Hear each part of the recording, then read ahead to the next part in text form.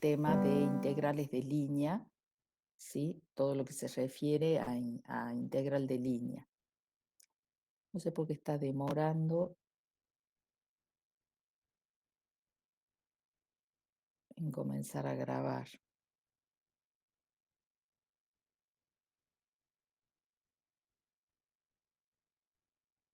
A ver.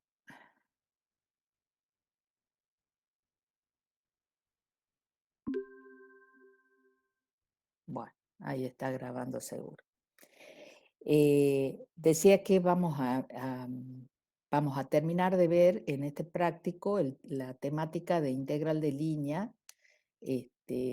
Nada más que en este práctico ya se ve teorema de Gauss-Green e independencia del camino o campo conservativo, ¿sí?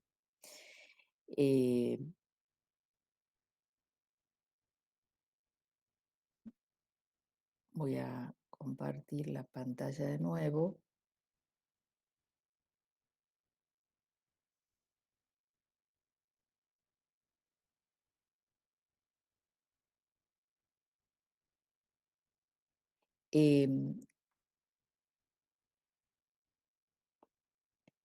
He visto algunas por ahí dudas en relación todavía al sentido de movimiento y esas cosas, ¿sí?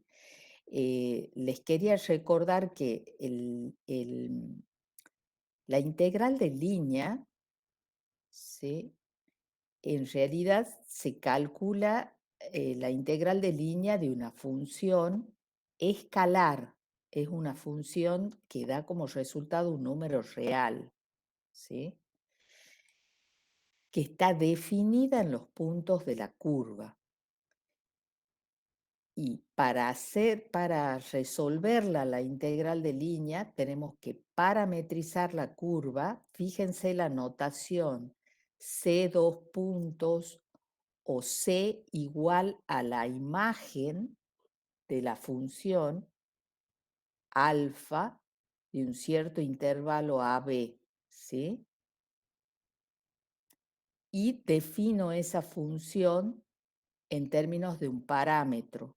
Si la curva está en R2, esto va a ser un par ordenado. Si la curva está en R3, esto va a ser una terna ordenada, ¿sí?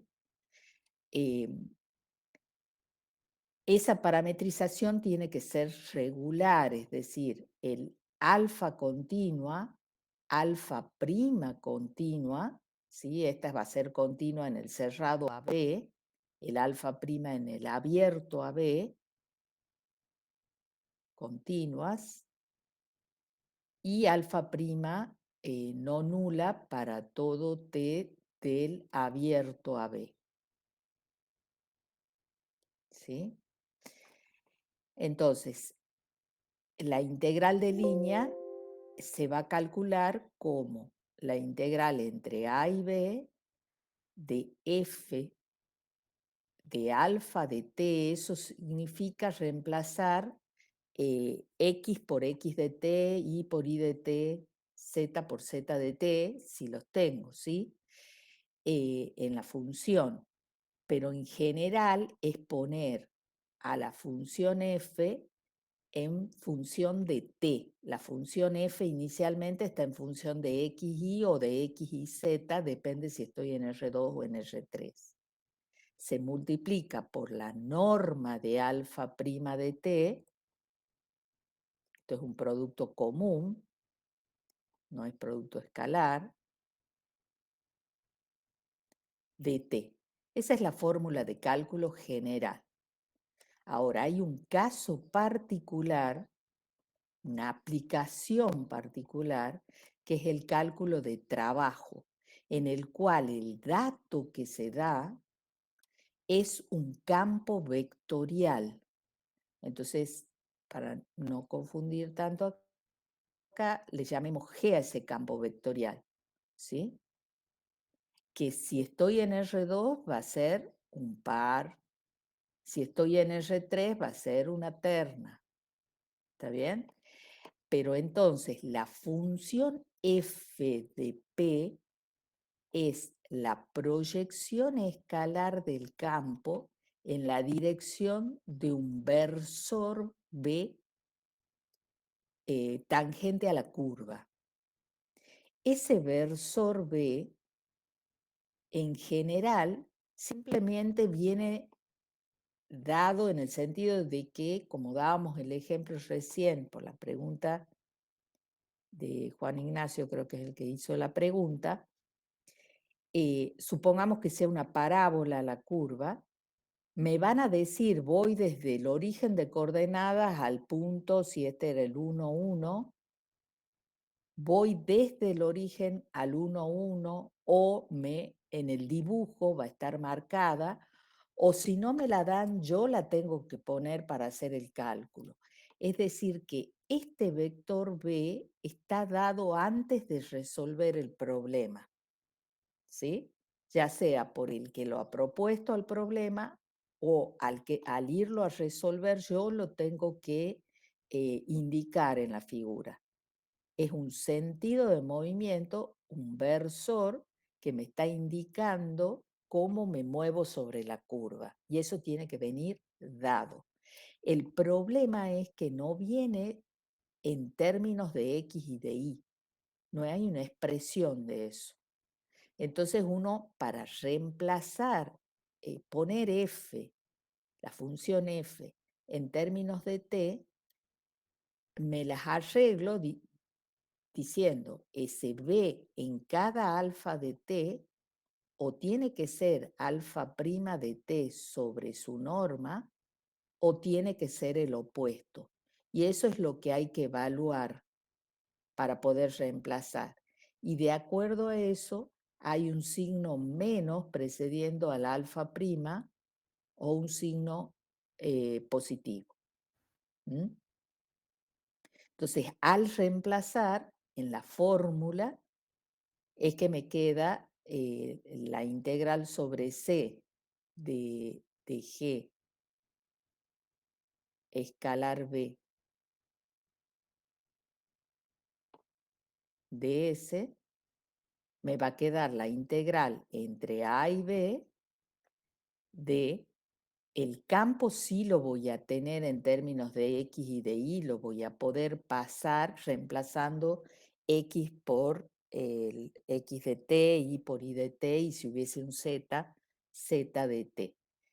Pero al B lo voy a reemplazar por el alfa prima de T sobre su norma, pero como acá voy a tener que multiplicar de nuevo por la norma, me queda producto escalar. Esto es si se cumple que el B en alfa de T es alfa prima de T sobre la norma. Pero si es el opuesto, acá me ha faltado el signo menos, ¿no? Si es el opuesto, acá voy a tener que poner un menos, ¿sí? Y entonces o lo pongo ahí o lo pongo fuera de la integral por propiedades del producto escalar, lo puedo sacar afuera y es una constante y queda fuera de la integral. Entonces, o va más o va el menos. ¿Está bien? De acuerdo a si miro o no en el mismo sentido del movimiento con el alfa prima. ¿Cómo evalúo si alfa prima mira o no en el mismo sentido? O puedo calcular un alfa prima concreto en un t determinado, o puedo ver el alfa de t, esa parametrización, como descripción de movimiento y veo desde dónde hasta dónde me muevo cuando t crece, como si fuera el tiempo que transcurre. ¿Está bien? De todos modos, ahora vamos a ver otro ejemplo de nuevo. ¿Hay alguna duda más sobre esto acá? Ya vamos a ver un ejemplo concreto. Lo otro que he observado en los prácticos algunos prácticos que he ido corrigiendo, es que por ahí había dudas en la parametrización de una elipse. Acuérdense, y ahora que han visto elípticas, se vuelve todavía con más sentido Si uno tiene una elipse, por ejemplo, x cuadrado más y cuadrado sobre 4 igual a 1, si uno pasara a elípticas, ¿sí? Lo razonable sería tomar x igual a r coseno phi y igual a 2r seno phi, que eran los semiejes de la elipse. Ese era el criterio para pasar a elípticas, ¿sí? Ahora, ¿qué es lo que pasa cuando uno pasa a elípticas esta elipse? Bajo este cambio de coordenadas, esta elipse pasa a ser r igual a 1, ¿sí? Cuando uno reemplaza el x por r coseno phi y igual a 2r seno phi, desemboca en r igual a 1. Es decir, que uno puede parametrizar la elipse diciendo x va a ser siempre coseno phi con r igual a 1 e y igual a 2 seno phi, con phi variando entre 0 y 2pi. Eso me da, si yo tomo alfa de phi, si quieren conservar el nombre, sino alfa de t, coseno t, 2 seno t, con t entre 0 y 2pi, les va a dar, para el t variando entre 0 y 2pi, los puntos de la elipse en el plano XY de semiejes 1 y 2 con centro en el origen. Es otra forma de parametrizar, porque ustedes tenían un arquito arriba, es decir, yo podía despejar perfectamente Y o X de ahí, ¿sí? 1 menos X al cuadrado, más menos raíz, y por 4, es decir, quedaría un 2 si lo pongo fuera de la raíz, pero tenían el arco superior, entonces tomaban el positivo, ¿sí? Entonces, otra forma de parametrizarla hubiese sido tomar t, 2 raíz cuadrada de 1 menos t cuadrado si yo estoy considerando un trozo de arco superior de la elipse, ¿sí? Con t variando, y bueno, tendré que ver las coordenadas x e y de esos puntos. ¿Está bien? Eh,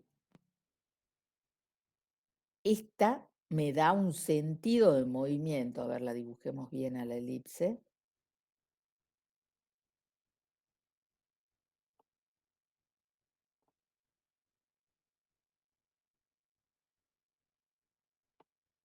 Esta no está bien porque tiene el semieje más largo en X.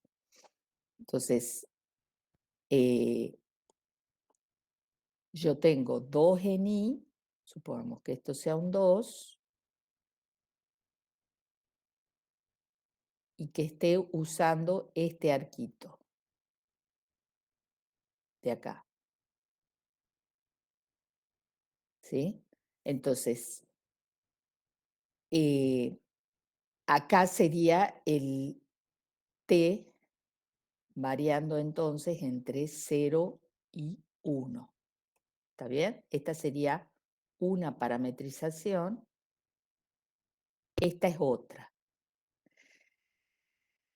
Para resolver una integral de línea donde intervenga esta parabolita, si es la integral sobre C de alguna función o de un campo vectorial, me interesa más la del campo vectorial.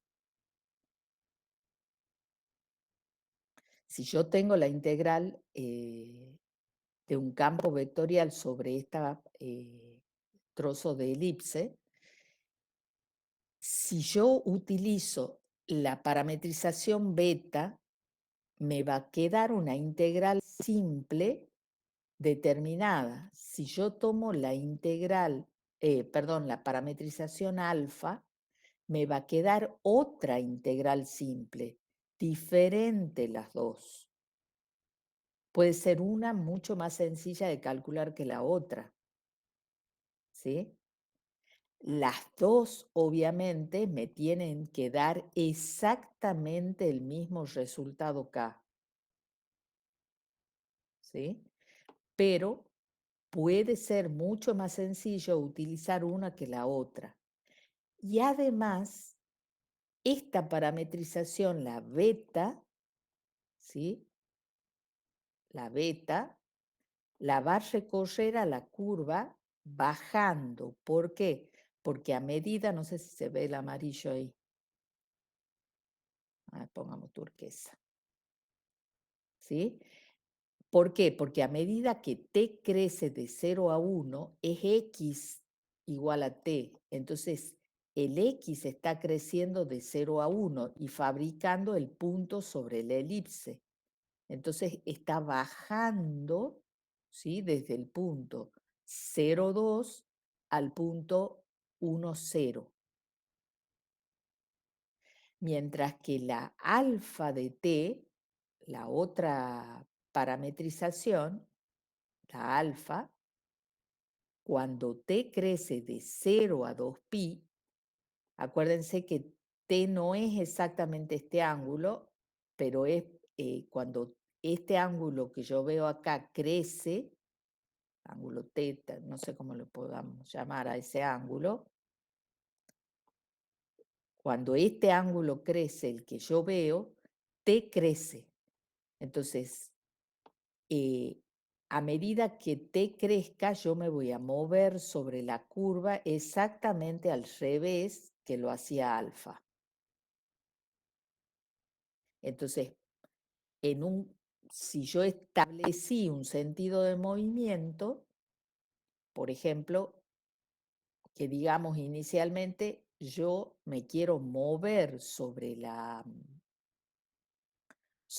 parábola, bueno,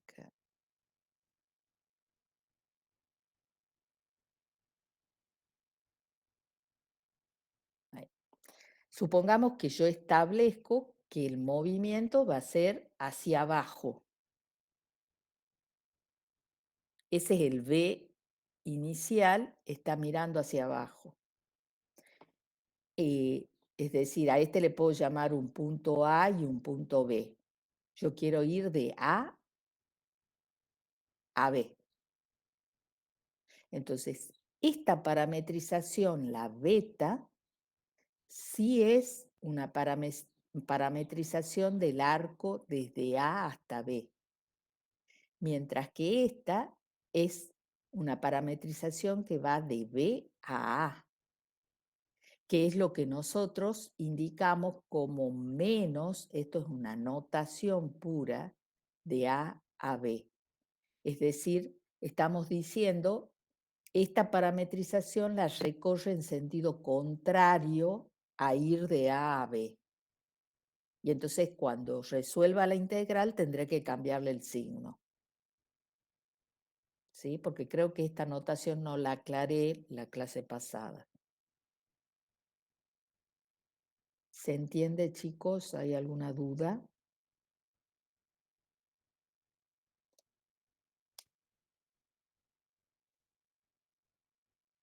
Bueno, entonces no es que yo estoy obligada a usar la parametrización que vaya en el sentido correcto o el sentido en que se me indique al comienzo, sino simplemente si la parametrización que me conviene, porque me da una integral más simple, o lo que sea, o porque la he logrado a esa y no quiero buscar otra, y la integral me da sencilla de calcular, simplemente es colocarle un signo menos a la derivada, al vector derivada, cuando calcule la integral, si va en sentido contrario. ¿Sí? No tengo por qué cambiarla la parametrización. Bueno,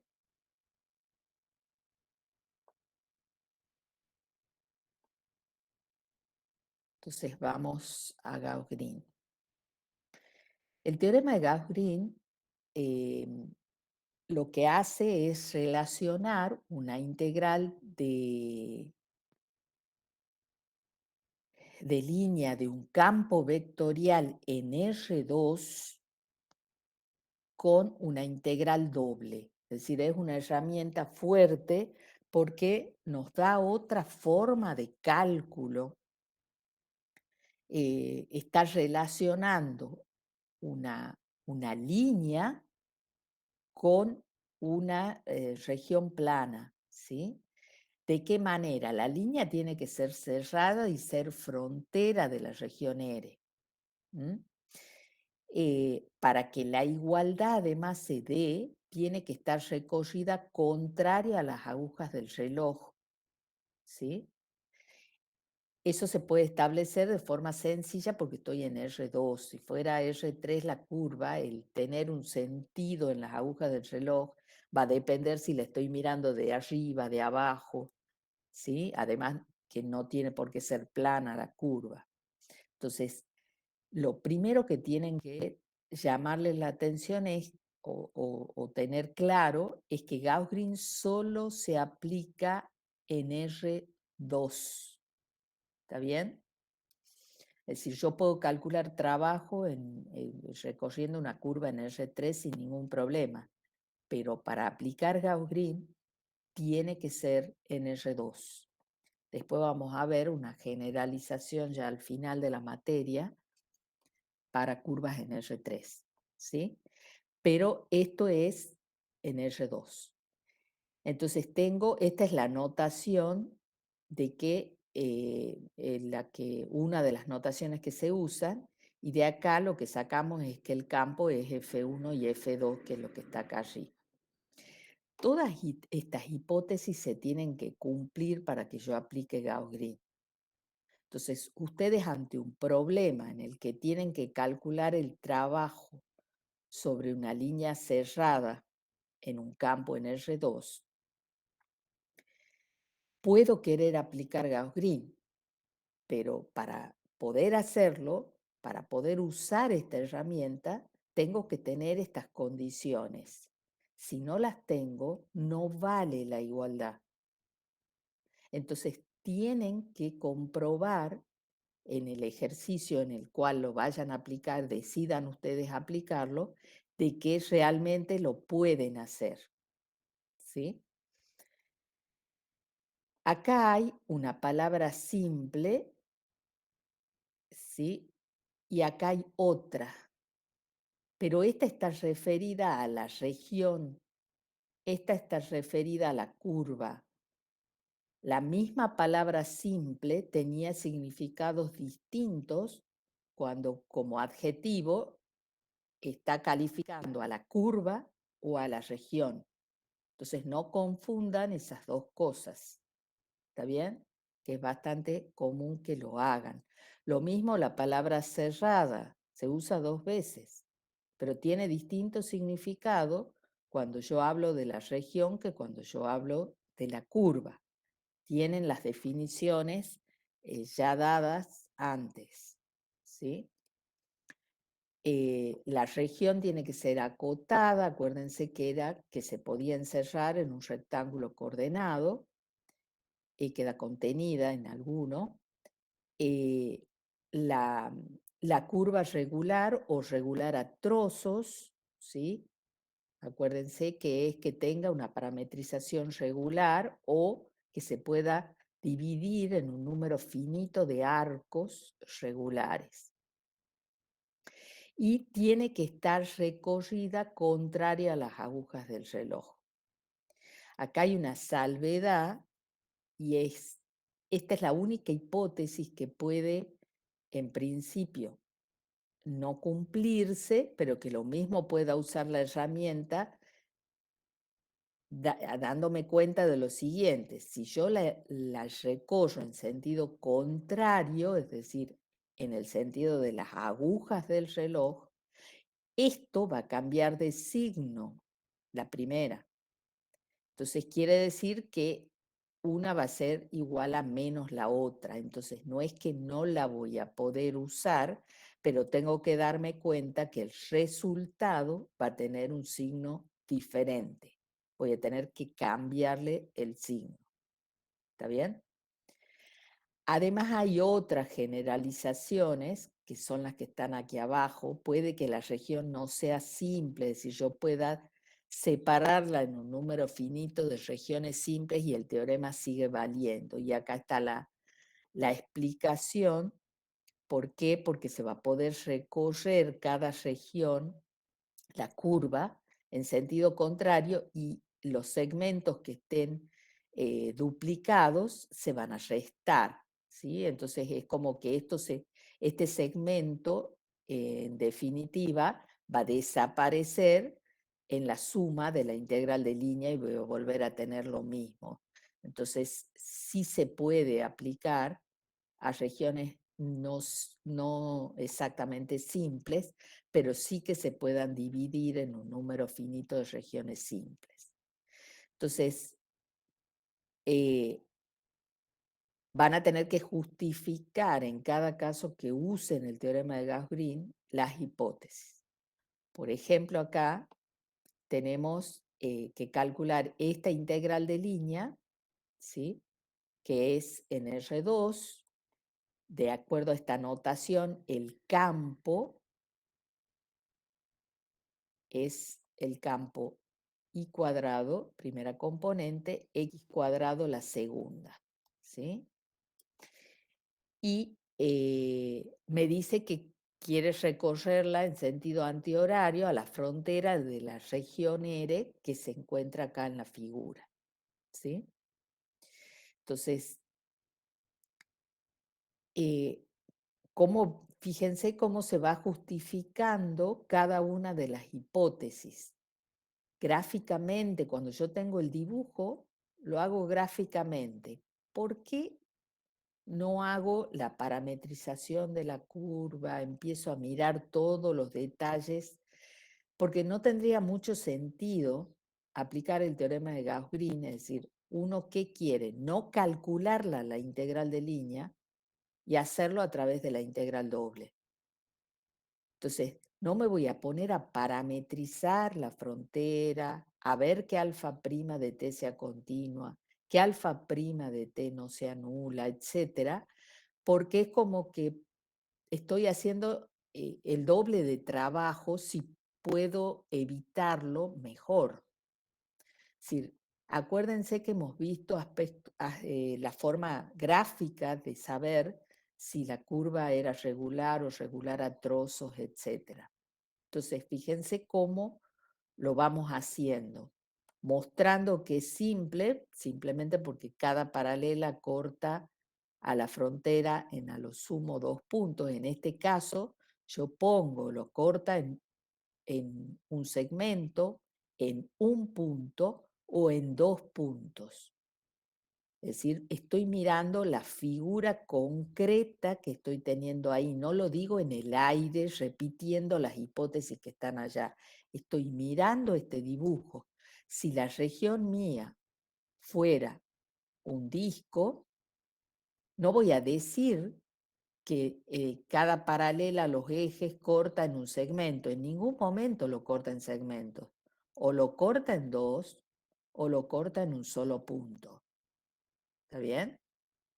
Entonces, miro concretamente el dibujo y digo qué es lo que está pasando. Acá muestro cuál es un rectángulo que la contiene. ¿Podría ser más chiquito? Sí, podría ser más chiquito. Tiene que contener a todo, ¿sí? Muestro uno.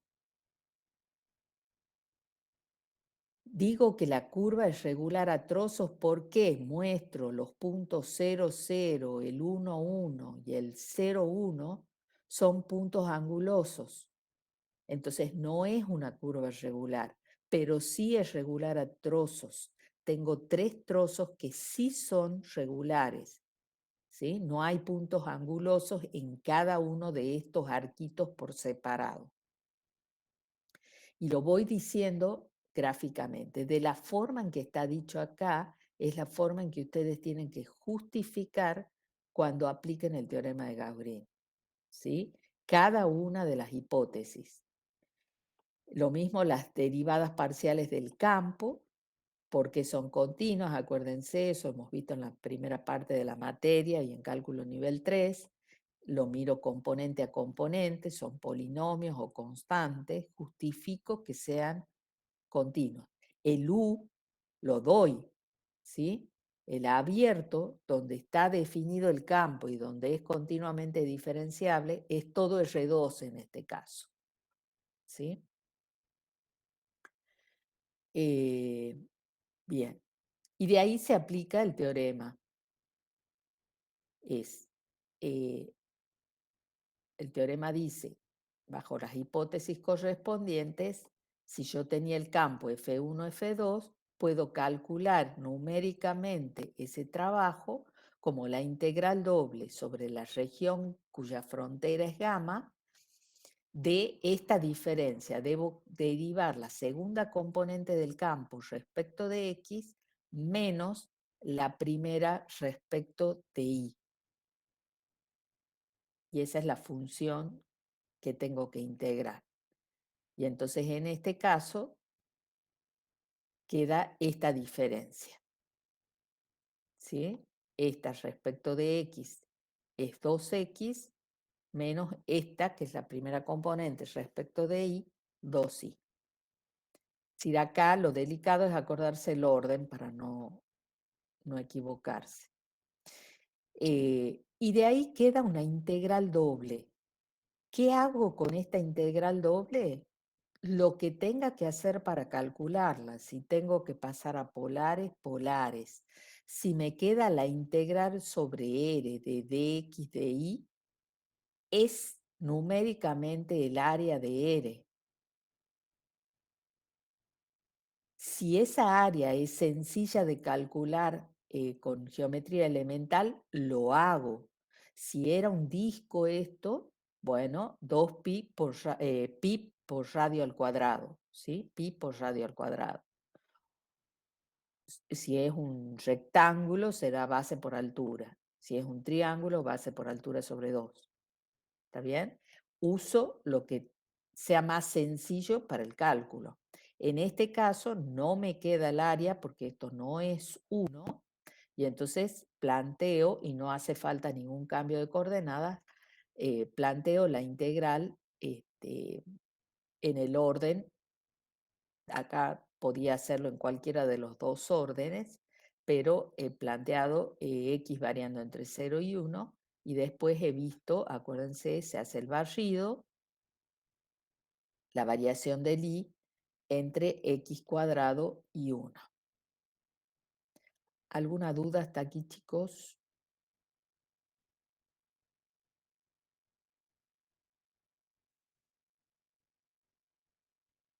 Acá está el caso de nuevo, el campo, calcular el trabajo que realizan este campo y este campo. Son distintos. Los dos están definidos en R2 para mover una partícula en unidad a lo largo de cualquier circunferencia recorriéndola una sola vez en sentido antihorario. Eh, y entonces, bueno, le llama R al disco cerrado por esa circunferencia. Cualquiera sea el centro, acá fíjense, hay que empezar a jugar con que si depende o no del centro, ¿sí? Va a cumplir todas las condiciones del teorema de Gauss-Green, ¿sí? Acá se la ha dibujado con centro en el origen, pero si no estuviera con centro en el origen, lo mismo cumpliría todas las condiciones de Gauss-Green. ¿Está bien?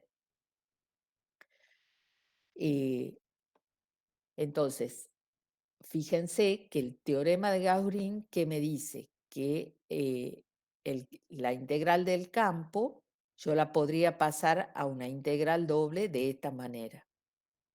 Y sucede que me queda el área del disco.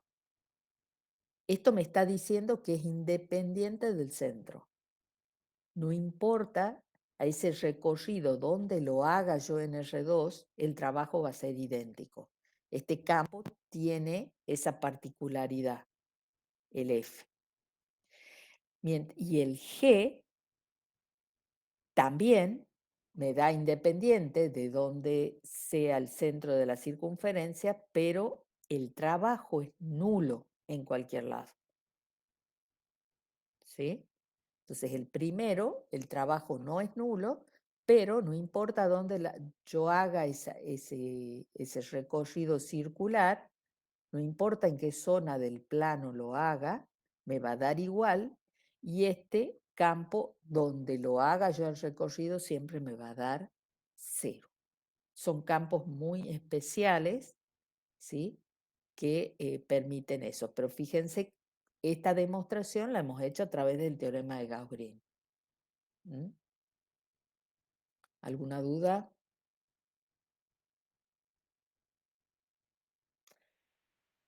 Bueno, claramente entonces uno podría, si al aplicar el teorema de Gauss-Green a una integral de línea a veces nos da el área de la región R, yo puedo calcular el área de la región R fabricándome un campo particular que no es único. Fíjense, este es uno, recién hemos visto otro mucho más complicado y que también me daba el área. Para calcular el área de una región R a través de una integral de línea. Es otra forma de cálculo, ¿sí? Diferente.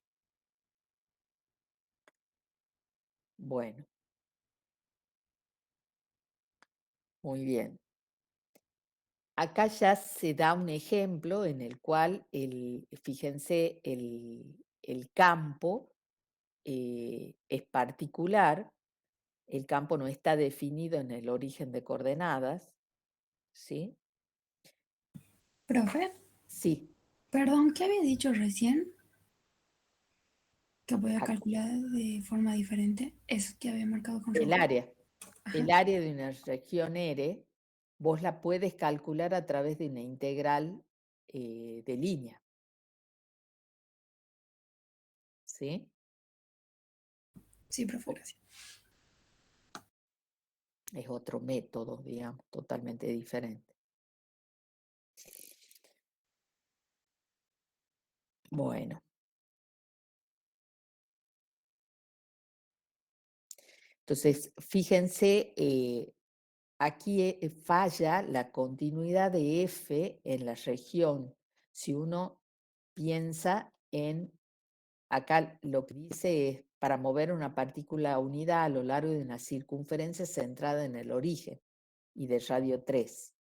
Si uno piensa en, eh, en recorrerla la curva, sobre toda la circunferencia, el campo está perfectamente bien definido.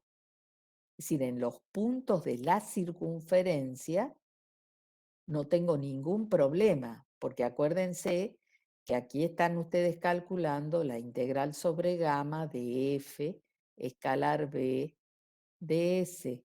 Y esta función tenía que ser continua, ¿sí? Entonces, este campo tengo que asegurarme que esté bien definido sobre toda la curva gamma. Y si está perfectamente definido. El problema es que no está bien definido aquí adentro. Aquí falla en el origen de coordenadas. Entonces, no es aplicar así nomás el teorema de Gauss-Green. No se puede en este caso. ¿Está bien?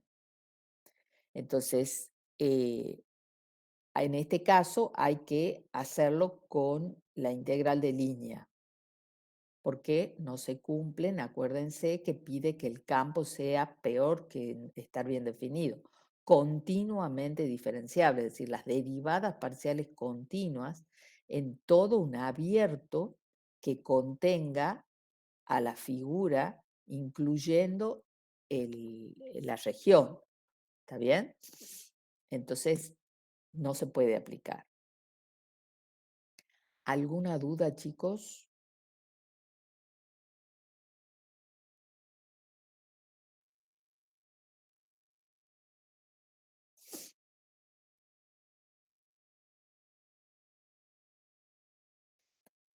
Entonces, a ver, hay ejercicios en los cuales se pide hacerlo de las dos maneras, es decir, integrar con la integral de línea y después aplicar Gauss-Green para comprobar el resultado. Entonces, esta región ustedes ya la han trabajado en un práctico anterior de integrales dobles, en el de integrales dobles para cambio de variables, no sé si se acuerdan, tenían una, la recta x igual a un medio, la recta y igual a un medio y la circunferencia de radio 1.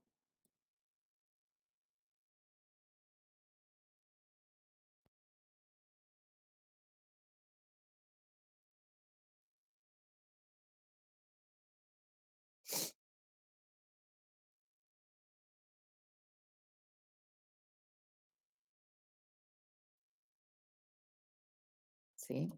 La región que queda es esta que está acá. ¿Sí? Entonces, eh, todo esto ya lo tenían bastante calculado ustedes, en el sentido de que los puntos de intersección, etcétera, ya los tienen. Esto daba raíz de 3 sobre 2. Bueno, este es el 1 medio que ya está dado.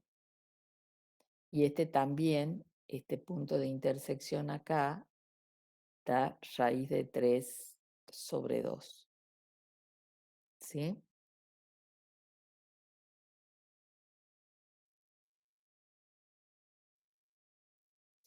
Entonces, ¿se ve bien ahí, chicos? Sí, El profe. dibujo. Sí, profe. Bueno, Sí, sí. entonces, bien. Supongamos que queremos recorrerla contraria a las agujas del reloj, ¿sí? A la frontera de esta región. Entonces, la curva gamma es la frontera de R y la vamos a recorrer contraria a las agujas del reloj. Entonces, lo dejo indicado en el dibujo. Si yo tuviese que hacer directamente esto, tengo que ir parametrizando cada uno de los arcos, ¿sí? Porque esta es una curva regular a trozos. Tiene 3 puntos angulosos acá. Entonces, separo en 3 arcos. A este le puedo llamar C1, a este C2, a este C sub 3. Entonces, C sub 1, ¿cómo lo voy a parametrizar? Pongo 2 puntos y puedo definir una función alfa 1 de t, y tengo 2 maneras de pensarlo al arco de la circunferencia. O lo tengo pensando que puedo despejar de x al cuadrado más y cuadrado igual a 1, despejar y como más o menos la raíz, pero yo voy a usar el arco superior, ¿sí? También puedo pensar que lo voy a despejar a x, usaría el arco de la derecha, entonces despejo x también positivo. O puedo pensar en polares. Profe, adentro del paréntesis, cuando saco X, tendría que Ay, ir. perdón, gracias. ¿Está bien? Entonces, eh, eso me va a dar lugar a distintas parametrizaciones,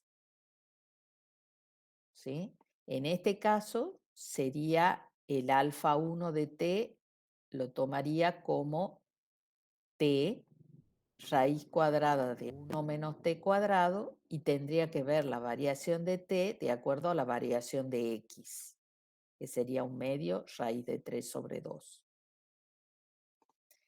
En este caso, la alfa 1 de t la estaría tomando como raíz cuadrada de 1 menos t cuadrado, coma t. Con el t tengo que ver cómo varía i. Y también varía de 1/2 a raíz de 3 sobre 2. En el caso de polares, la circunferencia tiene r constante igual a 1. Entonces, en ese caso, alfa 1 de t lo tomo como coseno de t, seno de t. Y para recorrer ese arquito, ¿sí? Eso lo tienen visto ustedes en ese práctico, calculan el t, saben que es el phi de polares, entonces les quedaba entre pi sobre 6, 30 grados, y pi sobre 3, 60 grados. Ese arco.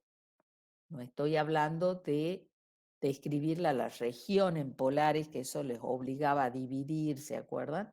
Acá estoy mirando solo el arquito de circunferencia.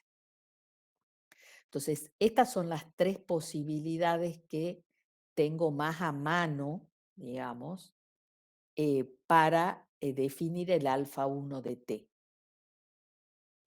Si ustedes han elegido esta forma de recorrerlo, la primera, pregunto, ¿están respetando el sentido de movimiento establecido previamente o no?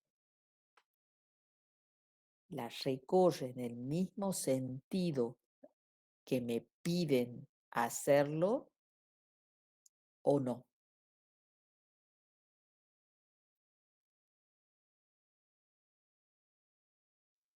¿No? No, porque al crecer x, ¿sí? El punto baja sobre la circunferencia. Esta hace este movimiento, así. Porque ¿quién comanda x? Al crecer x, el punto sobre la curva baja. Otra forma de verlo es reemplazar un medio. Cuando yo reemplazo un medio, acá estoy en un medio, 1 menos 1/4, 3/4, raíz de 3 sobre 2. Estoy acá arriba. Cuando transcurre y llego a raíz de 3 sobre 2, voy a estar en este punto. Es decir, si yo acá le llamo A, B y C a los puntos, esta curva, esta parametrización, lo recorre de C a B, que eso se denotaría C1 de C a B.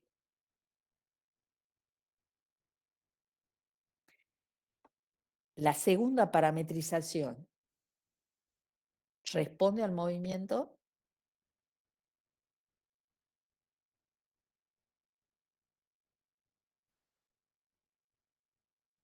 Sí, Sí, porque al crecer I, ¿sí? Cuando crece I, el punto sube. Esta va de B a C. Cuando tomo el t igual a un medio, me va a dar el b, ¿sí? Porque estoy tomando i igual a un medio. Cuando tome el t igual a raíz de 3 sobre 2, me va a dar el c. Entonces, ahí estaría recorriendo C1 de B a C. Y la tercera,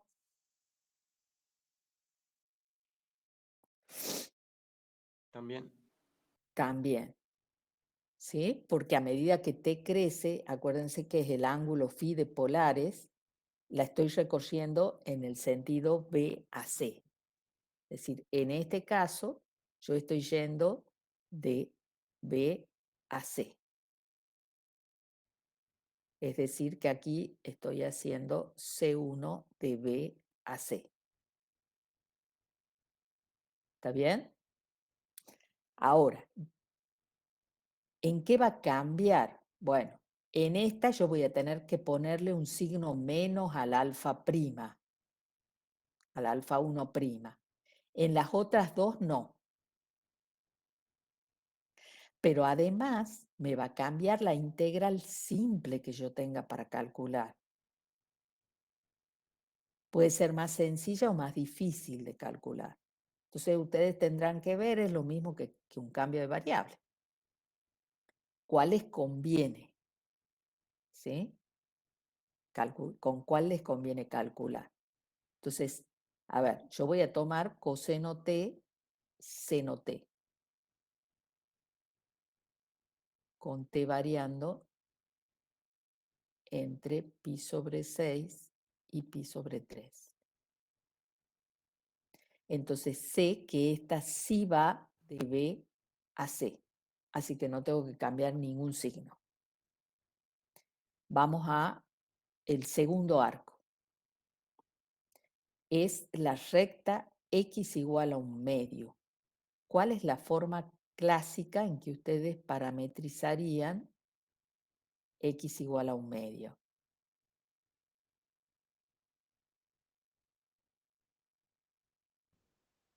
Un medio T. Un medio t. ¿Sí? Tomo como parámetro a la variable, a lo que puede variar, que es el i. ¿Sí? Y t, ¿dónde tendría que variar para tener el arquito AC?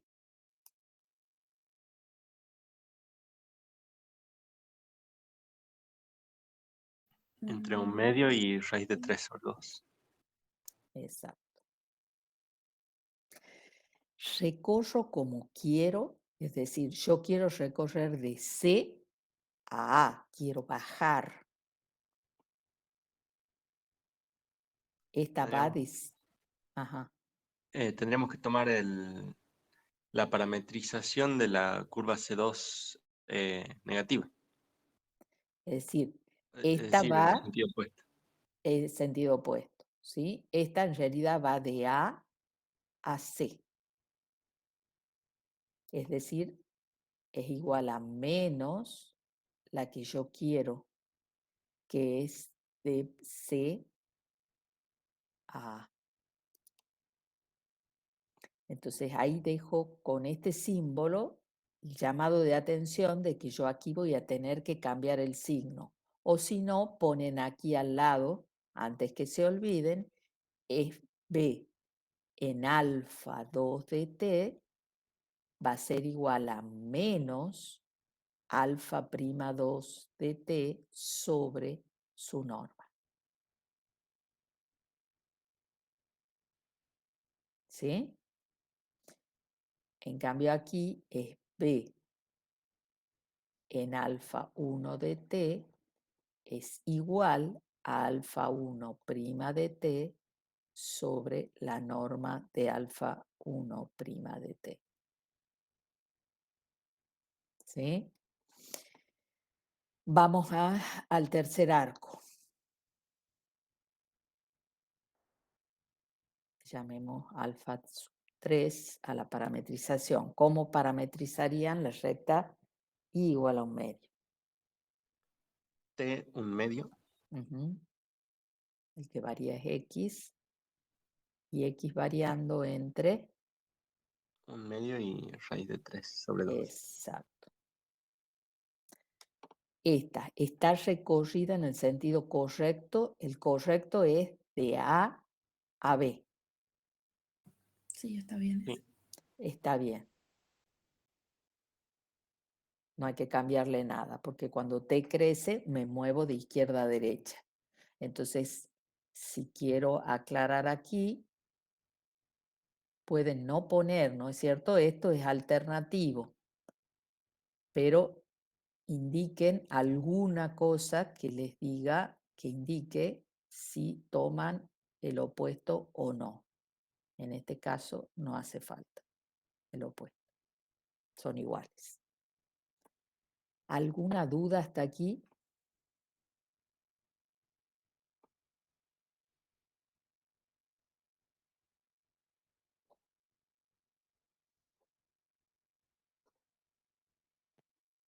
Bueno, entonces simplemente es aplicar la fórmula de integral de línea. Lo único que hay que tener cuidado es el signo. Entonces, tomo la integral sobre toda la curva C, que es la frontera de R. Es una curva cerrada, lo indico ahí, y lo hago contrario a las agujas del reloj. De F escalar B de S va a ser la suma de las tres integrales. Y entonces tengo la integral entre pi sobre 6 y pi sobre 3. El campo es este que está acá, x más 2. Entonces, en lugar de x, estoy trabajando con la primera curva, coseno de t más 2, coma, x al cubo, en la primera curva es coseno cubo de t sobre 3, más i, que en la primera curva i es seno de t en función de t. Escalar, alfa prima es menos seno de t coseno de t. ¿Le tengo que cambiar el signo? No, ya lo tengo indicado arriba. Recuerden que no divido en la norma porque acá inmediatamente multiplicaría por la norma, entonces directamente es esto. Más sigo con la curva C2, integral entre 1/2 y raíz de 3 sobre 2. Y ahora, en lugar de x tengo que poner 1/2, en lugar de y, t. Entonces me queda 1/2 más 2, 1/8, abajo por 3, 24, más t. Escalar, el alfa prima es 0,1 y dice que sí tengo que cambiarle el signo. Entonces, o se lo cambio y pongo 0 menos 1, o pongo un menos fuera de la integral, como quieran, ¿sí? O poner un menos acá.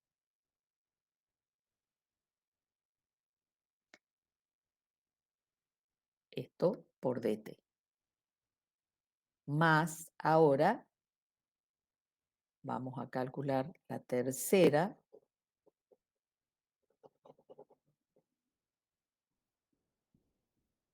¿Hacen falta los corchetes? Vos estás aplicando el dt a todo, ¿sí? Es como una especie de multiplicación, digamos. Vos podrías, acuérdate que ese producto escalar va a ser una suma, separar en la integral de cada sumando, etc. Entonces es como más correcto el corchete. Una notación que aclara bien las cosas.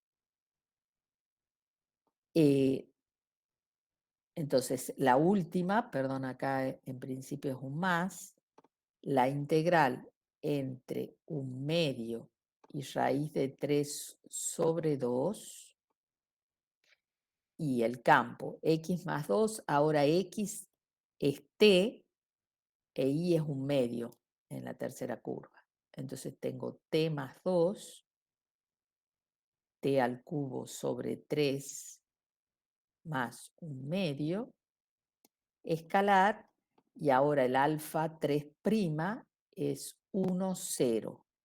¿Había que cambiarle el signo? No.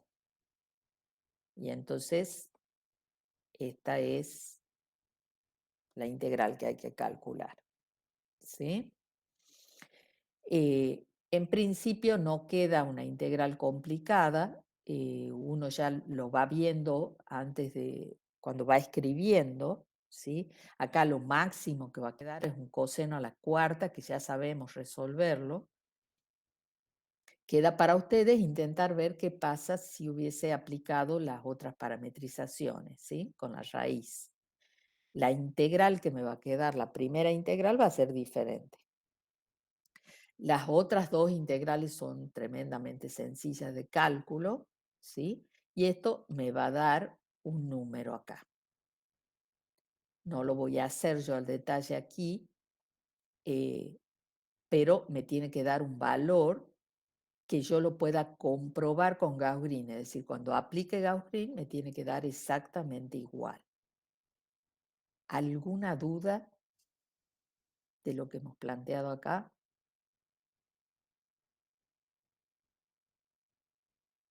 Esto es lo que se llama calcular directamente el trabajo, directamente como vino definido, ¿sí? Con esta integral de línea. El trabajo no ha venido definido con una integral doble, ha venido definido así, con una de línea. Entonces, esto es lo que llamamos en los enunciados calcular directamente. Si yo voy a aplicar el teorema de Gauss-Green, ¿sí? Tengo que mirarla a la región inicial que tengo y justificar que puedo aplicarlo. Entonces, tomo la región original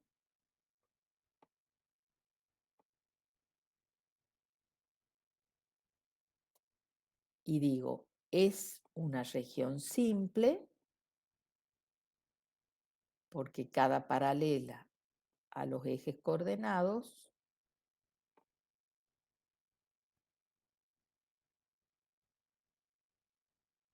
corta,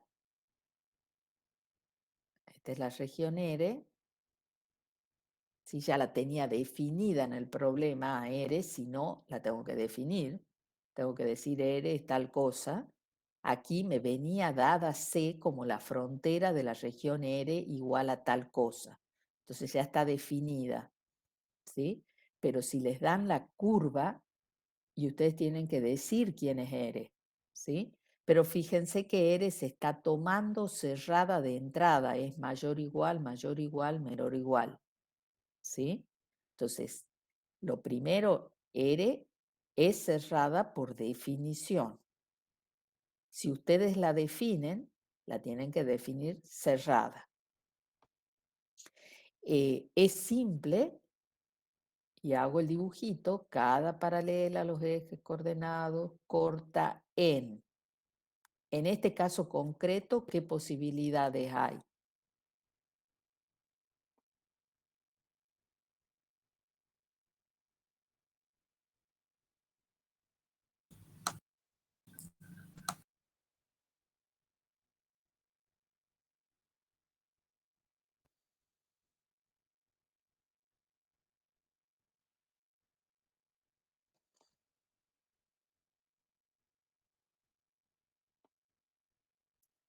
En un punto la corta en algún momento, No, solo en 2 puntos. y fíjate acá, si yo trazo esta, te corta ahí solamente, Ah, y la de arriba también. ¿sí? Entonces, en un punto, en 2 puntos, y nada más, Nada más.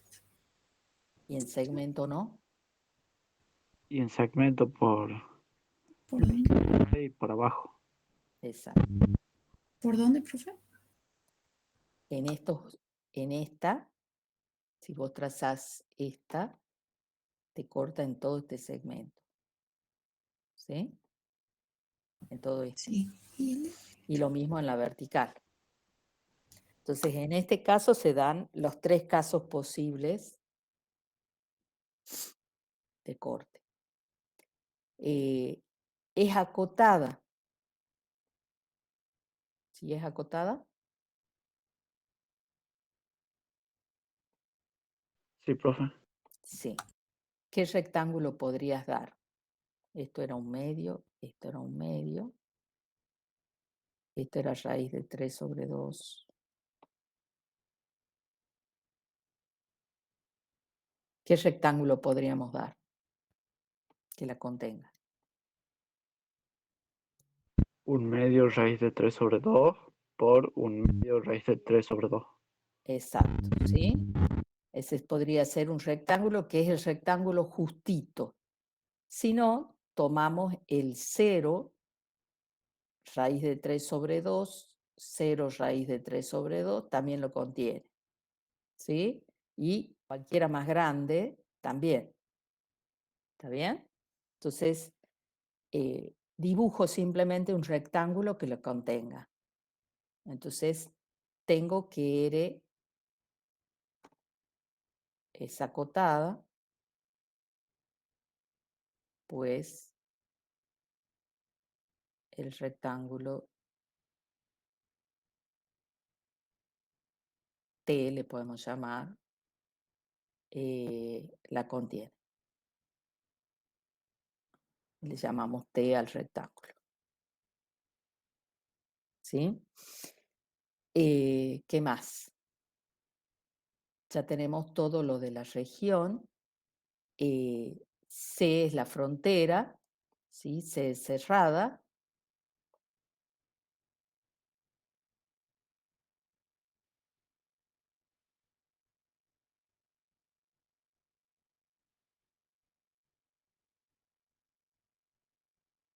Es simple.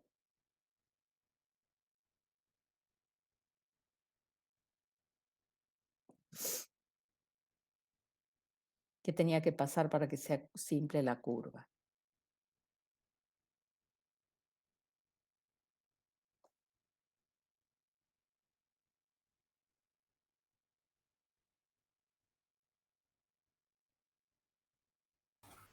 Esta no es simple, ¿verdad? ¿Por qué no? Porque tenía puntos angulosos. Porque tenía puntos que ¿qué? Angulosos. A ver, ¿qué era simple?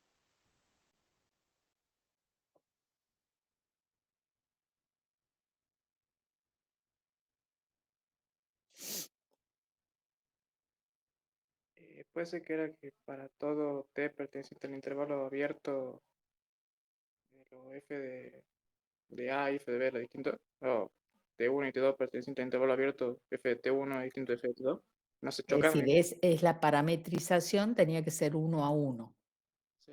en el semiabierto. Ahora, gráficamente,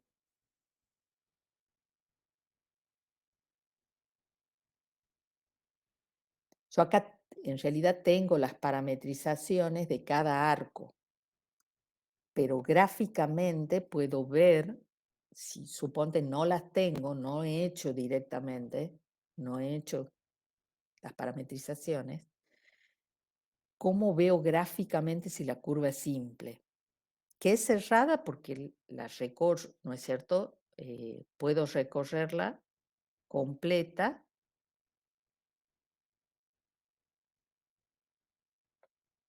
volviendo al mismo punto inicial.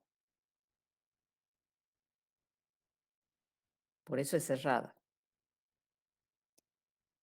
Ahora, ¿por qué es simple? Estoy leyendo, ¿no? Pero es ¿Está porque bien?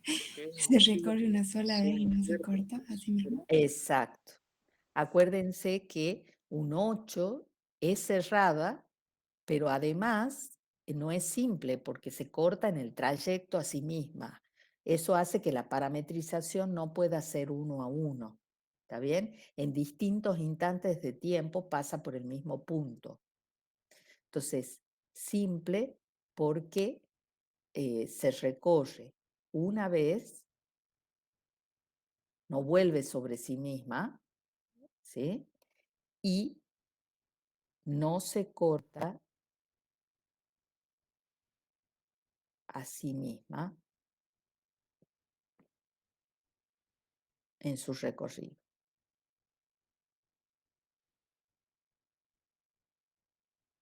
¿Está bien?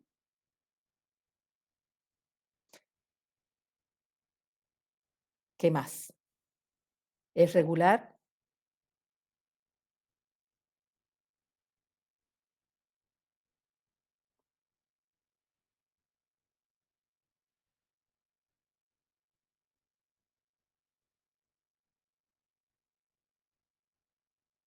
¿Qué tenía que pasar para que sea regular?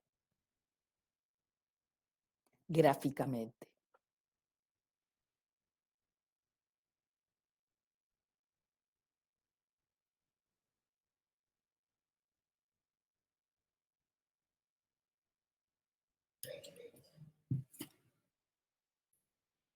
Puntos.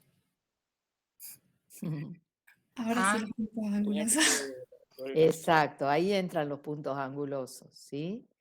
Tenía que tener tangente en todo punto, ¿sí? Entonces, porque el alfa prima, acuérdense, tenía que ser continua y no nula en todo punto. Eso no lo hemos dicho acá, ¿no? Esto, cuando ustedes vayan calculando, pongan el alfa prima para tenerlo a mano, etcétera, pongan que son arcos regulares, ¿no? Parametrizaciones regulares para poder calcular la integral de línea. En el caso de Gauss-Green, acá no se corta a sí misma, hasta ahí era simple. Y entonces C no es regular,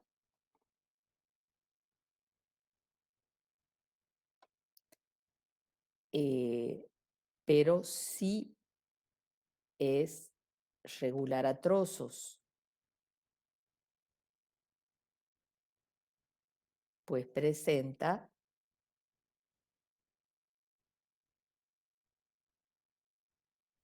3 puntos angulosos. Estoy mirando mi figura, no estoy repitiendo lo que decía el teorema, estoy mirando mi figura y verificando las hipótesis en mi figura. Entonces son 3 en este caso los puntos angulosos y por lo tanto tengo 3 arcos regulares que constituyen a mi curva. ¿Está bien? Bien. Esta recorrida la recorro contraria a las agujas del reloj.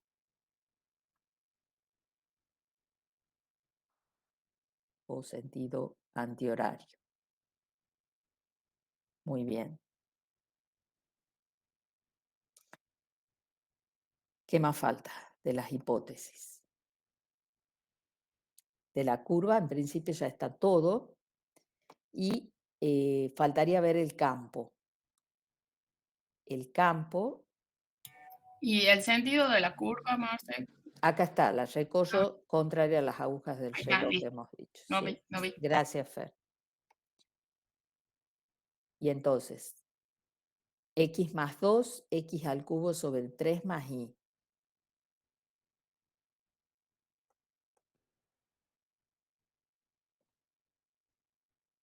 ¿Sí?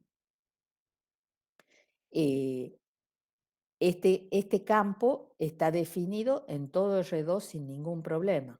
¿Sí? Entonces puedo tomar el U, sea U, igual a R2. Las derivadas parciales del campo son 1, x al cuadrado, fi es 0, 1, son continuas en U. Entonces el campo es continuamente diferenciable, listo para aplicar Gauss-Green. ¿Sí? Obviamente, ustedes a la larga, si en algún momento tienen que aplicarlo a posteriori de esta materia, a todo esto los recorrerán mentalmente. Ahora se los pedimos para que tengan claro qué es cada cosa y que hay que setear, ¿sí? Entonces, en el parcial tiene que estar esto justificado, el uso. Y simplemente por Gauss-Green,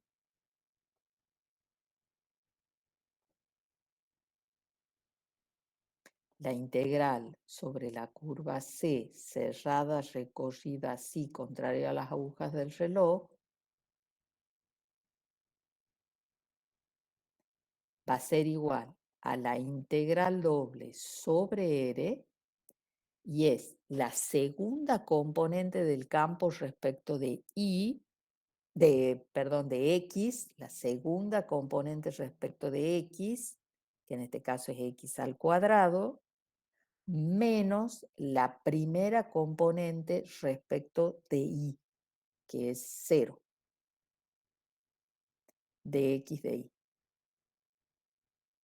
¿Sí? Entonces esta es la integral doble sobre R de X cuadrado de X de Y, que es exactamente la integral que ustedes tenían para calcular en el práctico este que yo les digo.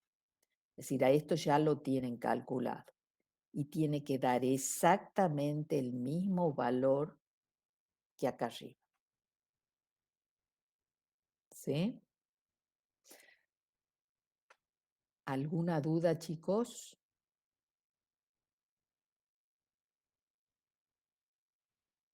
Si acá a ustedes les hubiesen dicho, no, quiero recorrerla en sentido horario arriba, es decir, sentido contrario.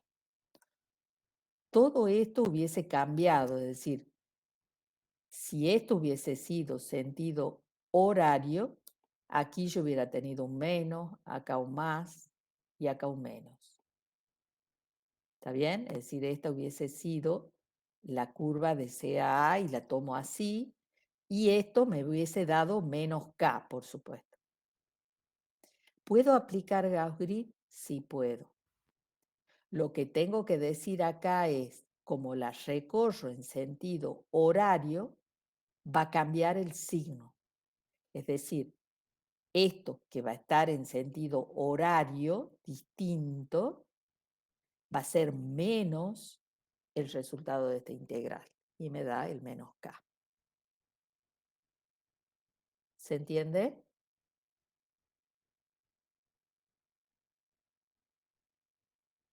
Creo que sí, profe. Bueno, muy bien.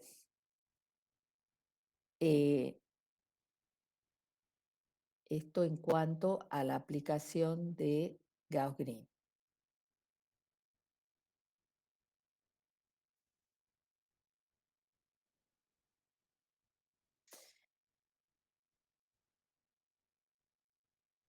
En lo demás se habla de campo conservativo. Son distintas formas de mencionarlo. A esto se le llama una forma diferencial, es una cosa más bien matemática, pero en ecuaciones diferenciables la vuelven a trabajar. Entonces la menciono, pero son todas cosas totalmente relacionadas, ¿sí? Yo tengo un campo o tengo la forma diferencial, una de las dos, ¿sí? Están totalmente relacionadas, ¿sí? Esto es lo que ustedes integran o ponen en el símbolo de integral de línea y uno lo saca de ahí al campo, ¿está bien? Esto lo puedo llevar a Rn. Nosotros básicamente lo trabajamos en R2 y en R3 nada más. Entonces, la forma se va a decir continua si el campo es continuo, es decir, si estas funciones son continuas componente a componente. Y se llama una forma diferencial exacta cuando existe una función f, un campo escalar real, es decir, definido en el mismo U en que está definido el campo, pero con resultado real, cuyo gradiente, acuérdense que el gradiente de una función de n variables es un vector de Rn. Bueno, que el gradiente de esa función coincida con el campo. Acuérdense que el gradiente, si yo no fijo P, no es un vector, sino una función vectorial, ¿sí? Un campo vectorial. Entonces, a esas funciones a las que se le llama función potencial del campo, en el caso en que exista, ¿sí? Entonces, sí. ¿En qué caso, por ejemplo, no existe F minúscula? Bueno, esas son las condiciones que se ven abajo. Tenés ejemplos ahí. Es decir, tenés condiciones para que sí exista. Si no se cumplen, no tenés asegurada su existencia para nada. ¿Sí? Entonces, los campos que no son conservativos, digamos, si esta igualdad no se te cumple en R2, ya sé que el campo no es conservativo. Entonces tenés ejemplos ahí de campos, obviamente dados en forma matemática. Que existan en la naturaleza, ¿sí? Es otra historia. Si la mayor parte de los campos que ustedes estudian en física son conservativos y uno se malacostumbra a que todos lo tienen que ser, no. ¿Sí? ¿Está? Es decir, desde el punto de vista matemático, acá hay ejemplos, ¿sí? De campos que no son conservativos y que si vos unís dos puntos, porque eso, bueno, terminemos acá, si un campo es conservativo, es decir, si la forma es diferencial exacta, el campo es conservativo o campo de gradientes, que se llama también, porque es gradiente de esa función potencial, ¿qué es lo que va a pasar? Si yo quiero calcular la integral de línea uniendo dos puntos A y B, no importa cómo los una, si lo uno así, si lo uno con una línea recta, ¿sí? Si lo uno con un arco de circunferencia o de parábola, cualquiera de los tres trabajos calculados sobre cada uno de los recorridos tiene que darme exactamente igual. Es decir, si yo voy del punto A al punto B, sea como sea que vaya de un punto al otro, el trabajo es el mismo, si el campo es conservativo. Y ese valor es igual a calcular la función potencial en el punto B y restarle el valor de la función potencial en el punto A. Es una diferencia de potenciales directamente. Y no interesa cómo los recorro el camino intermedio. ¿Sí? Lo otro que va a pasar, y es consecuencia de esto, es que la integral de línea sobre cualquier curva cerrada me va a dar 0. ¿Por qué? Porque voy y vuelvo al mismo lugar. Entonces el f de b menos f del mismo b me va a dar 0. ¿Sí? No hay gasto de energía en definitiva. Y en el caso de que la dimensión sea 2, si el campo es conservativo, entonces necesariamente la segunda componente del campo respecto de X tiene que ser igual a la del primera componente respecto de Y. Al revés, es decir, si estas dos son iguales y el U donde está definido el campo, donde es continuamente diferenciable, es simplemente conexo, es decir, no tiene agujeros, ¿sí? Puede que recién hemos visto un campo que, ¿se acuerdan? Las componentes eran divididas en x cuadrado más y cuadrado. Bueno, ese campo no está definido en el origen de coordenadas. Hay un agujero ahí. Entonces, yo puedo trabajar en una zona en que no esté el origen de coordenadas y tomar eso como U Entonces, sí, si las derivadas parciales, ahí estas dos son iguales, ahí el campo es conservativo. Pero no puedo tomar algo que contenga el origen de coordenadas porque no es simplemente conexo y entonces esto no me asegura de que sea conservativo el campo ahí. ¿Sí?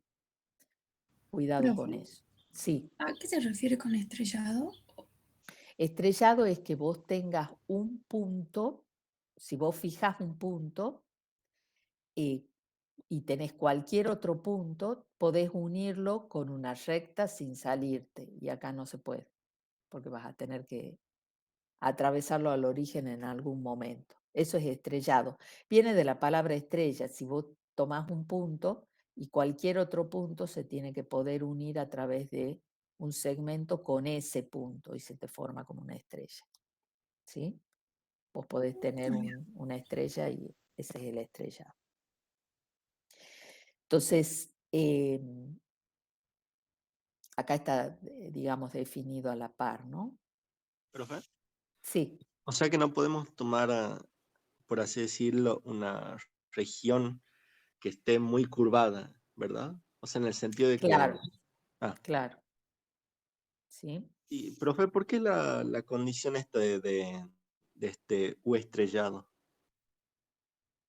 Es que son alternativas, digamos. El teoremita o la condición esta se prueba para los dos casos. Es decir, eh, si es simplemente conexo digamos, son condiciones que vos podés mirarle a la región indistintamente. No es que sean cosas, a ver, son definiciones diferentes, ¿sí? Pero si vos te pones a ver, es decir, un no simplemente conexo no va a lograr ser estrellado. Y al revés, es decir, son de alguna manera equivalentes, pero son dos formas de mirarla a la región. ¿Se entiende lo que quiero decir? Es Sí, cómo evalúas la región. Entonces, entonces no es un sí, solo sí, eso quiero que quede claro. Pero en la mayor parte de los casos sí, porque la mayor parte de los campos están definidos en todo R2, ¿sí? Y entonces se convierte en un sí, solo sí. Si esta condición se cumple, el campo es conservativo. Pero, ojo, con las regiones no simplemente conexas. Y en el caso de R3, el rotor es el que se tiene que anular. Si el rotor se anula, digamos, si el rotor, si quieren verlo al revés, si el rotor no se anula, el campo no puede ser conservativo. ¿Sí? Esta condición se la usa muchas veces al revés. Porque de ida, de nuevo, tengo la misma condición del simplemente conexo. ¿Sí? Entonces, en R2 es la igualdad de estas derivadas, en R3 es el rotor nulo.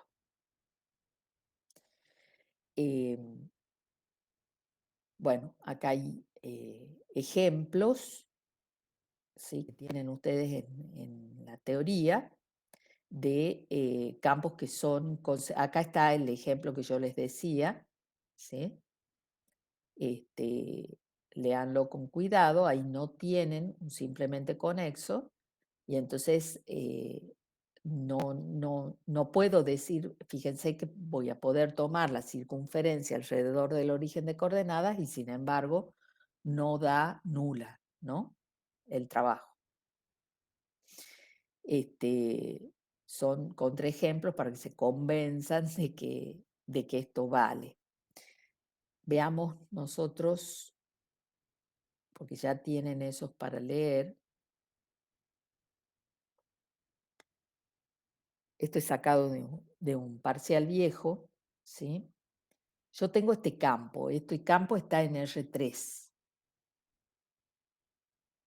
Y entonces pedía evaluar el trabajo para ir desde este punto a este punto. ¿Sí? Y en el apartado A Esto era en un apartado B. Y en el apartado A pedía ver si el campo era conservativo o no. Para ver si es conservativo o no, el campo está definido, bien definido en R3, completo. Así que es un simplemente conexo, no tiene agujeros, no hay lugares donde no esté bien definido, etc. Entonces vamos a calcular el rotor del campo, para que nos acordemos. De nuevo, esto ya lo hemos hecho en la primera parte de la materia. Una alternativa, acuérdense que el rotor se lo puede expresar como operador, como el producto vectorial del nabla por F. ¿Sí? Eso significaba que uno hace el producto vectorial del operador derivadas parciales, el operador gradiente, vectorial por el campo, las componentes del campo que están escritas acá arriba. ¿Sí? Entonces, ese producto vectorial ustedes lo pueden hacer como lo sepan hacer, como les resulte la regla, pero cuando uno hace el producto de este operador por la función, por ejemplo, x más coseno de y, significa derivar esto respecto de x, es decir, es 1. La otra forma, una de las formas de desarrollarlo era mirarlo como este determinante, que en realidad es un determinante también simbólico, en el cual se pone nabla primero, es como haría un producto vectorial. Estos son los versores IJK de R3, el I es el 100, el J es el 010 y el K el 001. Y abajo pongo las componentes del campo. Ahí, más 3x cuadrado z. La segunda componente es x más coseno y. Y la tercera es coseno z, perdón,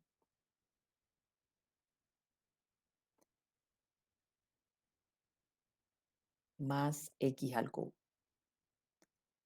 Y entonces esto se lo desarrollaba como determinante por la primera fila. Entonces tomo pivote li, es la primera componente,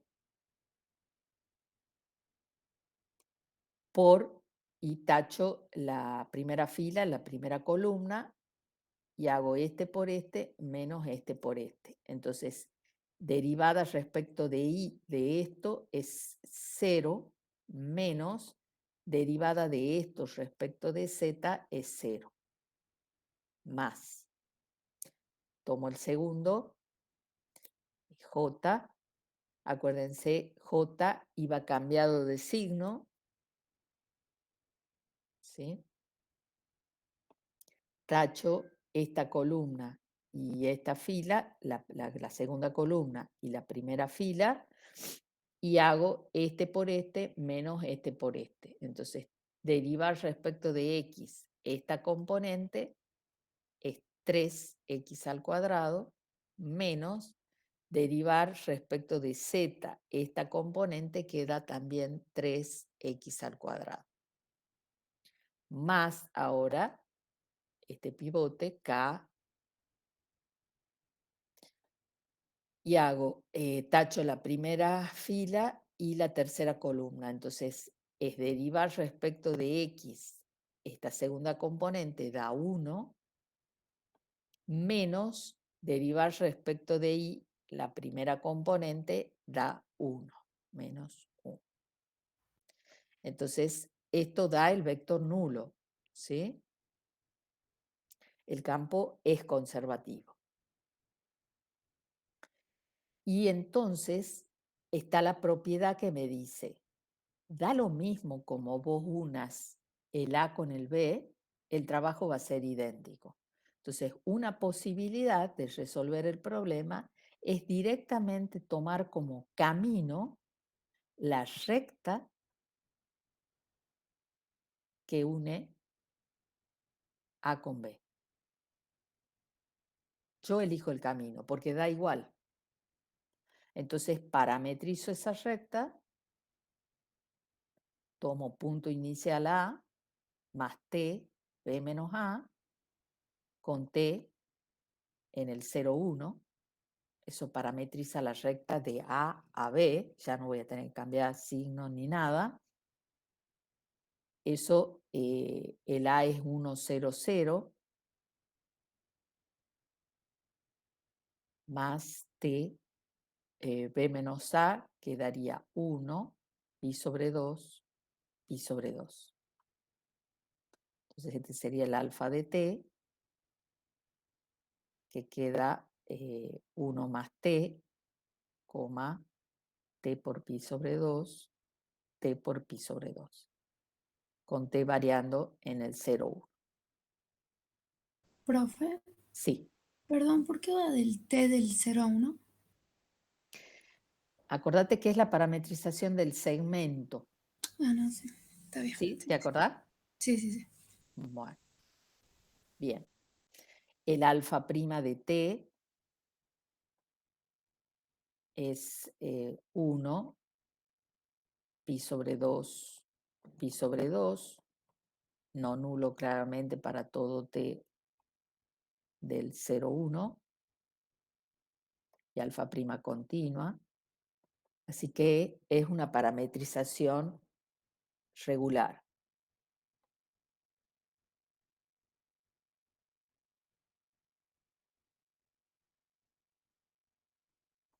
Claramente la recta no se corta a sí misma, así que es 1 a 1.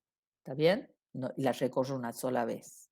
Entonces, y calculo la integral de línea entre 0 y 1 del campo, reemplazando la parametrización, ¿sí? Y tendría 3, 1 menos t al cubo más t por pi sobre 2 es el i, más 1 3, más t, profe, en el primero. 1 más t. Gracias. Ahí está. 1 más t al cuadrado. El z es t por pi sobre 2 y así sigo. ¿Sí?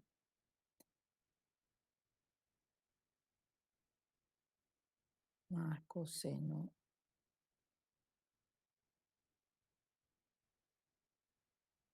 Esta sería una alternativa de trabajo. Más x al cubo. Escalar, y bueno, 1 pi sobre 2, pi sobre 2, dt. ¿Está bien?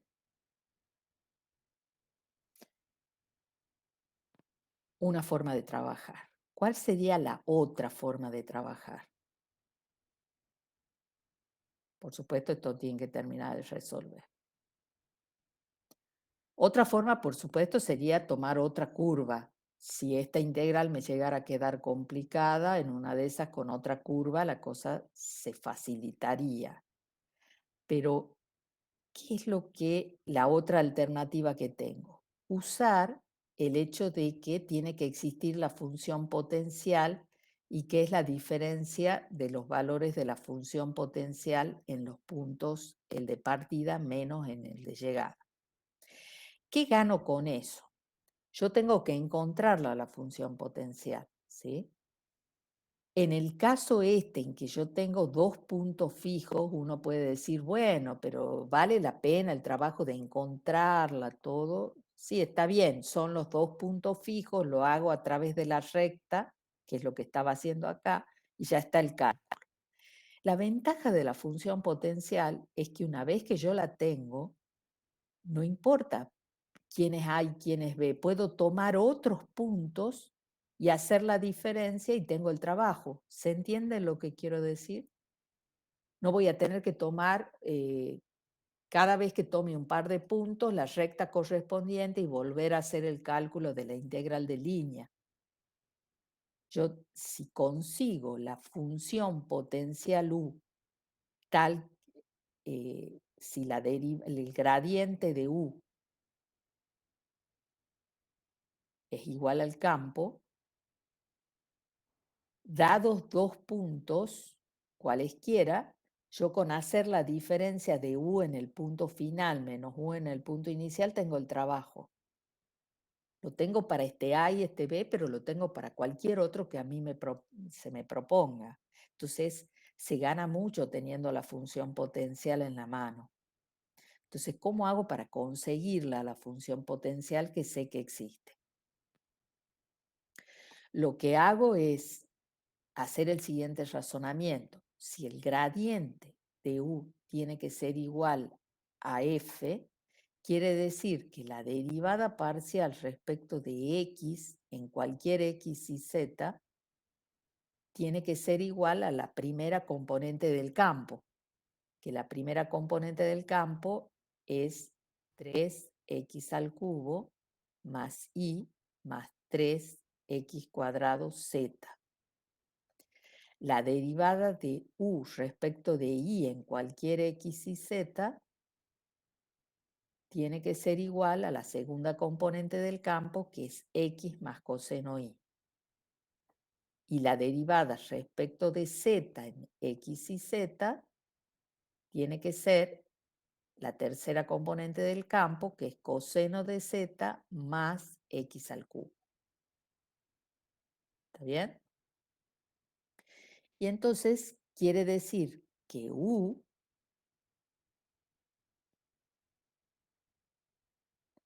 tiene que ser igual a la integral de esta función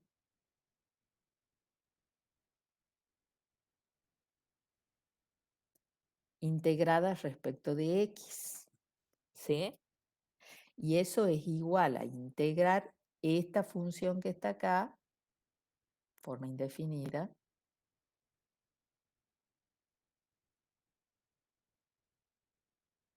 respecto de x. Y eso da 3/4 de x a la cuarta más y por x más x al cubo por z.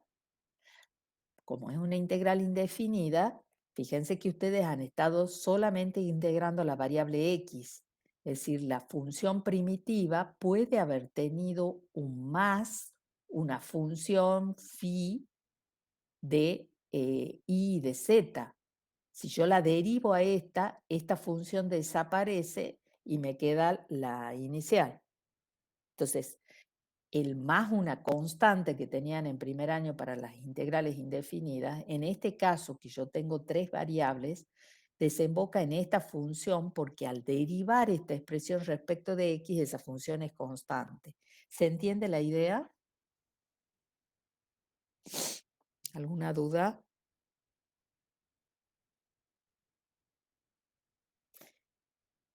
Bueno, y sigo. Pero sucede que esa función u de xy, que tiene esta forma ahora, derivada respecto de y tiene que darme x coseno de y. Entonces la derivo respecto de y, que este término derivado respecto de y es 0, en este queda x, este es 0, y más phi respecto de y. Esa es la derivada respecto de y de esta función u propuesta acá.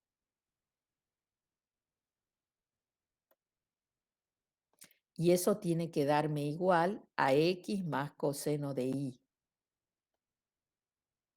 ¿Sí? De acuerdo a lo que estoy viendo acá en esta estrella.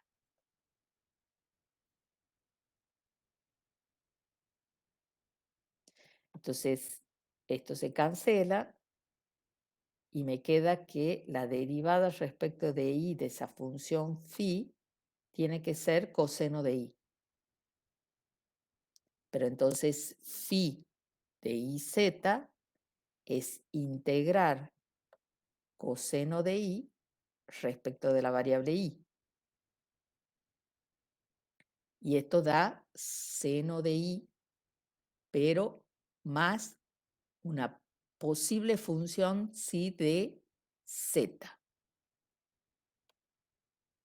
Porque de nuevo, si yo derivo esto respecto, esta es una función solo de I y de Z. Si yo derivo esto respecto de I, esto va a desaparecer y me va a devolver el coseno de I. ¿Está bien? Entonces la constante en este caso es una posible función de Z. Pero entonces, volviendo aquí a la doble estrella,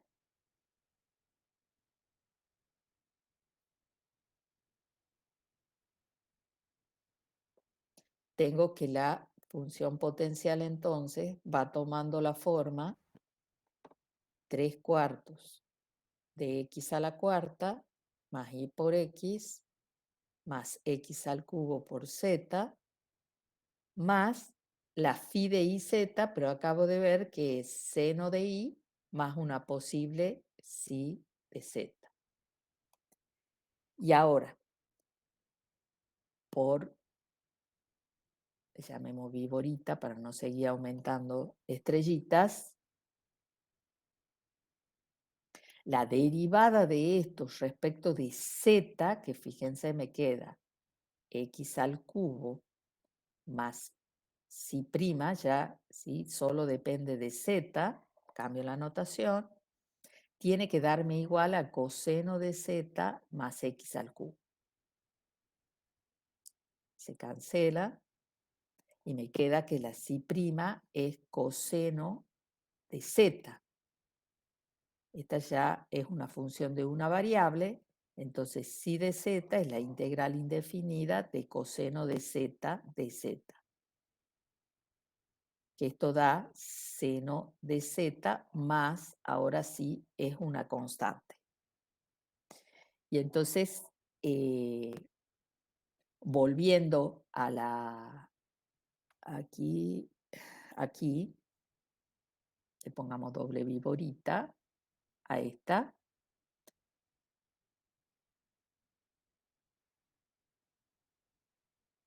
La U, la función potencial finalmente, toma la forma 3/4 de x a la cuarta más y por x más x al cubo z más seno de i más seno de z, la z más una constante. Entonces, esa es la función potencial. Quiere decir entonces que la integral que a mí me pedían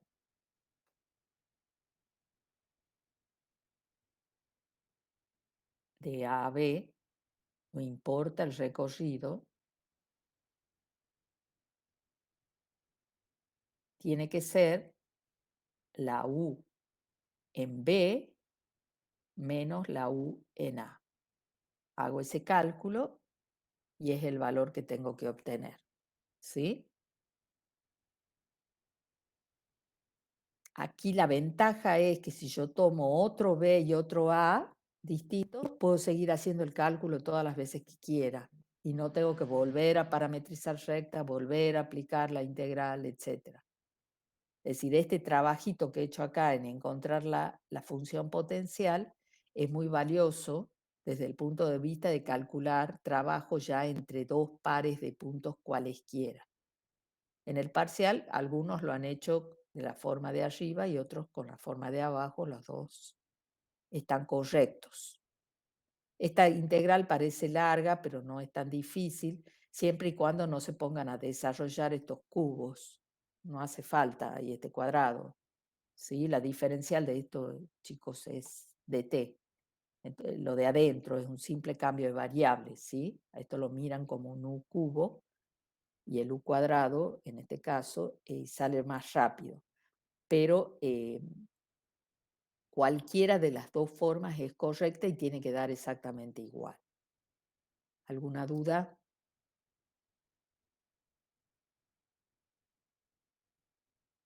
No, profe. Bueno. los libero porque ya estamos sobre la hora. Cualquier cosa, mandan consulta.